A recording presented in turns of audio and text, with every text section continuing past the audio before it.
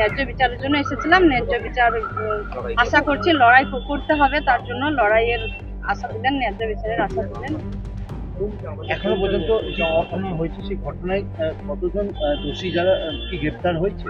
9 জন গ্রেফতার হয়েছে, এখনো 15 জন বাইরে আছে। তো এখন পর্যন্ত পুলিশের উপরে ভরসা রেখে পুলিশের কাজ করবে। তো আমরা পুলিশকে বারবার বলছি যে ও বাকিদেরকে অ্যারেস্ট করতে, যে 15 জন খোলামেলায় বেড়াচ্ছে ওদেরকে অ্যারেস্ট করতে। আপনারা কি সিবিআই চাইছেন? না, আমরা সিবিআই চাইছি না। পুলিশের উপরে এখন পর্যন্ত ভরসা রেখে আইনজীবী বলবে, আইনজীবীকে বলেছি, তো উনি বলবেন কি দরকার না দরকার।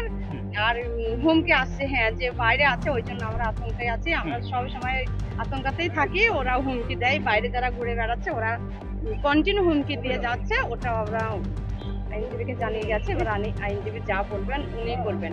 হ্যাঁ, তারা বাইরে ঘুরে বেড়াচ্ছে, এখনো 15 জন বাইরে ঘুরে বেড়াচ্ছে আর হুমকি দিয়ে যাচ্ছে, কন্টিনিউ হুমকি দিচ্ছে। তাদের মধ্যে কারোর নাম বলতে চান? হুমকি দিচ্ছে যে মেরে দেবো, মারবো, লাশ ফেলে দেবো, যে টার্গেট করছে, এত করছে, টার্গেট করছে। আবার যে আমাদেরকে যে সহযোগিতা করবে তাদেরকেও পর্যন্ত মেরে দেবে, এমন ওরা।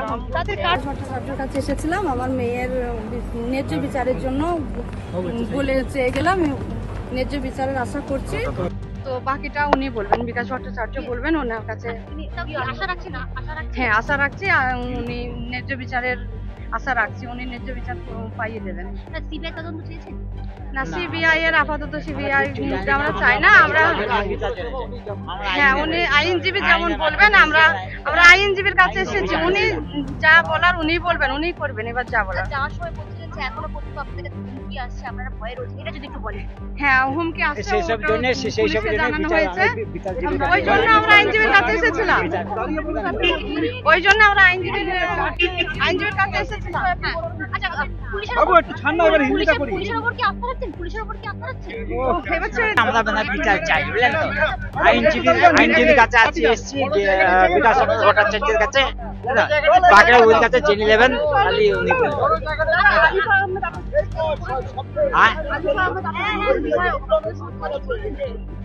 হ্যাঁ করছিলাম। কার কাছে আমরা একটাই, মানে আমরা চাই বিচার, চাই। আমরা ওই কিছু সেই জন্য আমরা আইনজীবীর কাছে এসেছি, বিচার চাই।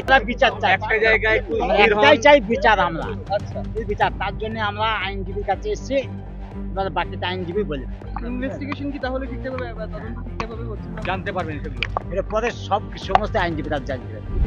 কুৎসিত বাজে ঘটনা, দোষীরা গ্রেফতার হয়েছে, কিন্তু গ্রেফতার মানে যখন অভিযোগ দায়েরের সময় যার রাগ ছিল ওই এলাকায় রাজনীতি করার জন্য, পরিবারের শোকাতুর অবস্থা সুযোগ নিয়ে চারপাশের কেউ রাজনৈতিক উদ্দেশ্য প্রণোদিত হবে দুনিয়ার নাম ঢুকিয়ে দিয়েছে, এবং প্রত্যেককে 24 ঘন্টার মধ্যে খুঁজে আনতে হবে।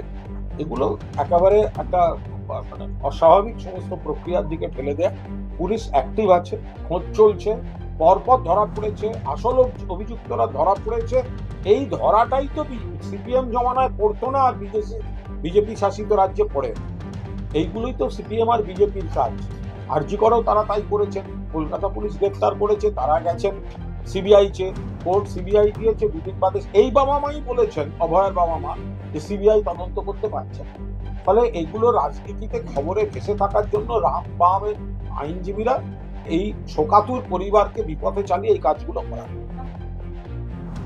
ফলো করুন সংবাদ প্রতিদিন ডিজিটাল।